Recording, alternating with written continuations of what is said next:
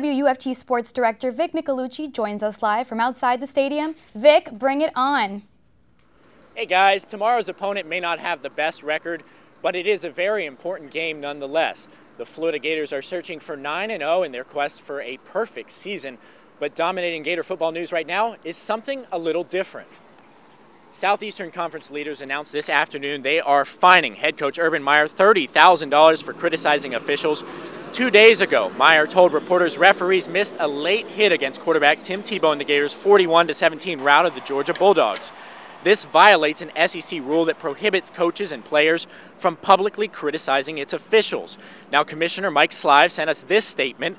In it, he says Coach Meyer has violated the Southeastern Conference Code of Ethics. The league's athletics directors and presidents and chancellors have made it clear that negative public comments on officials are not acceptable. Coach Meyer emailed us his comments. He said, "I respect this decision. There was no intent to criticize an official after being asked about a situation that occurred last Saturday, and I apologize for my remarks.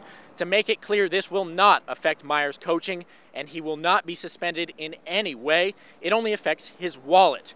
The fine is the first since the SEC changed its policy about coaches publicly criticizing officials.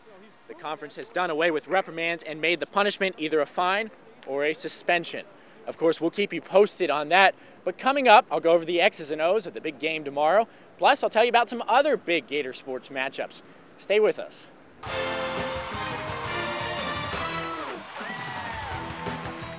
Welcome back. I'm Vic Micolucci, live outside Ben Hill Griffin Stadium here at the University of Florida.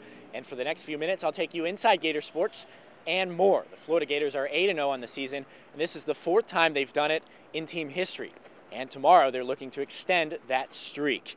The top-ranked Gator footballers are in the midst of an 18-game winning streak. That's the best in the nation right now and the longest in school history. Tomorrow, here in the Swamp, they take on SEC opponents, the Vanderbilt Commodores. Vandy comes into the game with a not-so-pretty record, 2-7, but in recent years, they have given several teams, including the Gators, a run for their money. Florida head coach Urban Meyer says this should be a very good game.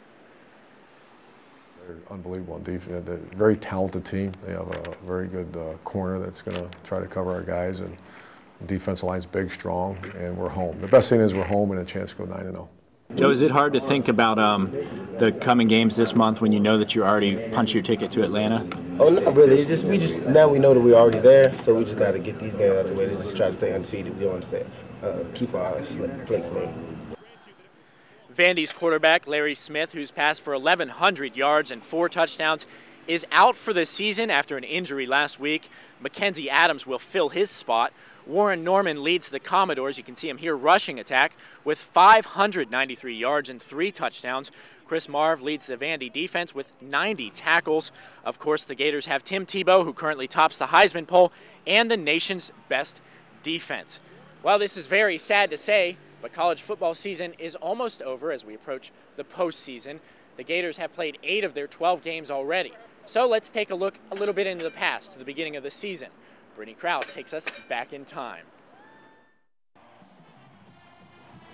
The #1 Florida Gators opened the 2009 football season with a 62-3 victory over Charleston Southern. Week 2, and Florida quarterback Tim Tebow threw 4 touchdowns and rushed for another as the Gators chalked up their second win on the season, 56-6 over the Troy Trojans. A school record 90,894 fans gathered at Ben Hill Griffin to watch the much-anticipated SEC matchup against Tennessee in Week 3. It was a defensive battle for the Gators and the Volunteers, but Florida came out big. Final score, 23-13. Week 4 may have been one of the scariest for the Gators after Tebow went down late in the 3rd quarter. That would cause him to suffer from a concussion against SEC rival Kentucky, but that wouldn't stop the Gators. The defense held the Wildcats to 1 touchdown, and the Gators take their first win on the road, 41-7. Possibly the biggest game of the Gator season thus far was in Death Valley for the SEC matchup against the LSU Tigers. Fans awaited Tebow's return, and the Gators took down the Tigers 13-3. Homecoming weekend was a close one for the Gators, but Caleb Sturgis would kick the game-winning field goal in the closing seconds of the game to give Florida the 23-20 win over Arkansas. Back on the road, the Gators head to Starkville to take on former Florida offensive coordinator Dan Mullen and his Mississippi State Bulldogs. The Gators took their first win at Mississippi State since 1985, holding on with a 29-19 win and improving to 7-0. And finally, last week was a very emotional win for the Gators as they defeated the Georgia Bulldogs 41-17 in Jacksonville. Tebow helped lead the Gators to the big win by surpassing UGA's Herschel Walker for sole possession of the SEC record for rushing touchdowns. Which brings us to this week where the Gators look to improve to 9-0 against SEC rival Vanderbilt. And even though the Gators are already on their way to Atlanta to fight in the SEC championship, Tebow says they are still taking it one game at a time. We have 4 more weeks till we get to that. We're not even thinking about, right now we're worried about Vanderbilt, a very good opponent, a team that has come in here and given us struggles. Recap, while the Gators are looking for a perfect season, and the Gators soccer team is looking for a great season too, a great end to it. And they're playing again tonight. Last week, they won the SEC regular season title against the South Carolina Gamecocks 3-0. Tonight, they play South Carolina again, this time in the semifinals of the SEC tournament.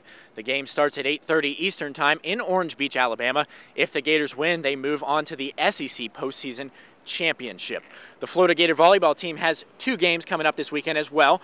They finish up their season next weekend. Tonight, in a little more than an hour, the Gators host the Georgia Bulldogs. The Gators are hoping to expand on their 6-game winning streak. On Sunday, the ladies are back on the court against the Auburn Tigers. That game starts at 1:30 and is also in the O'Connell Center. And in New York, New Yorkers came out to cheer on their world champion New York Yankees. It's been 9 years since the Bronx Bombers have been honored with a ticker tape parade. The route from Lower Broadway past Wall Street and up to City Hall is known as the Canyon of Heroes. It's been the site of some 200 parades over the years for championship teams, war heroes, and other worthy individuals. New York's Mayor Michael Bloomberg will present each Yankee with a key to the city. Among the biggest cheers were for World Series MVP Hideki Matsui. This is the Yankees' 27th World Championship in 40 trips to the World Series. So we do have a very exciting weekend in sports here at the University of Florida and in other places like Orange Beach, Alabama. And of course, we'll keep you posted on Monday. But for now, I'm live outside Ben Hill Griffin Stadium